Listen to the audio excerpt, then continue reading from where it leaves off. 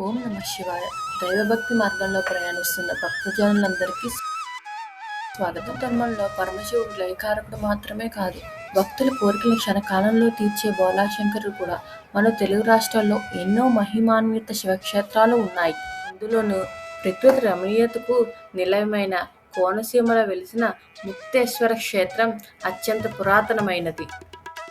త్రేతాయుగంలో సాక్షాత్తు శ్రీరామచంద్రుడే ఇక్కడ శివలింగాన్ని దర్శించుకున్నారని మీకు తెలుసా? ఈరోజు మనం వీడియోలో ముక్తేశ్వర స్వామి ఆలయ విశిష్టత, అక్కడున్న అద్భుతమైన పురాణ గాథ గురించి వివరంగా తెలుసుకుందాం. వివరాల్లోకి వెళ్లే ముందు ఒక చిన్న విన్నపం.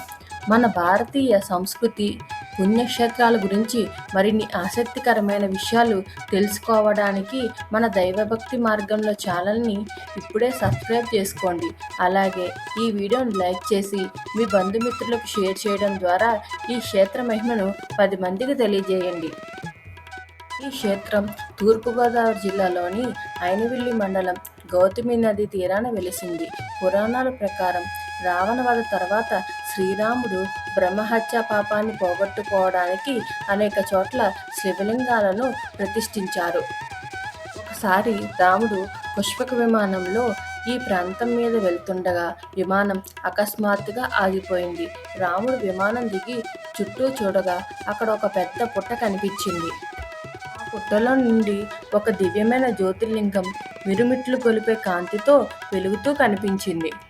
అక్కడే జ్ఞానంలో ఉన్న శ్రమని అనే తపస్విని రాముడు పలకరించగా, పురుషోత్తముడైన రాముడి దర్శనంతో తనకు శాప విమోచనం కలిగిందని ఆమె ఆనందంతో తెలిపింది. రాముడు ఆ లింగం వద్ద పంచాక్షరి మంత్రాన్ని జపించగానే పరమశివుడు ప్రత్యక్షమయ్యాడు. ఆ సమయంలో ఆ తపస్వి శమని శివుని దర్శించుకుని ఆ జ్యోతిర్లింగంలో ఐక్యమై మోక్షాన్ని పొందింది.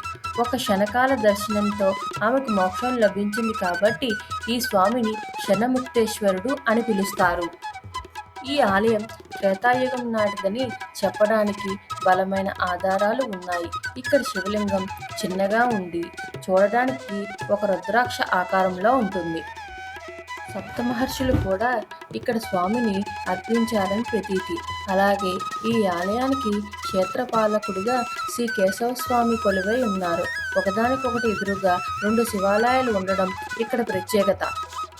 ముక్తేశ్వరానికి కేవలం 1 కిలోమీటర్ దూరంలోనే అయినవిల్లి మహాగణపతి ఆలయం ఉంది. ఈ 2 క్షేత్రాలను దర్శించుకోవడం భక్తులు ఎంతో పుణ్యప్రదంగా భావిస్తారు. శ్రావణ మాసం, ఆశ్వీజ మాసం, కార్తీక మాసాలలో మహాశివరాత్రి పర్వదినాన ఇక్కడ విశేష పూజలు, అభిషేకాలు జరుగుతాయి. సోమవారం రోజున స్వామివారిని దర్శిస్తే సకల పాపాలు తొలగి ముక్తి లభిస్తుందని భక్తుల నమ్మకం. క్షేత్రానికి చేరుకోవడం కూడా చాలా సులభం.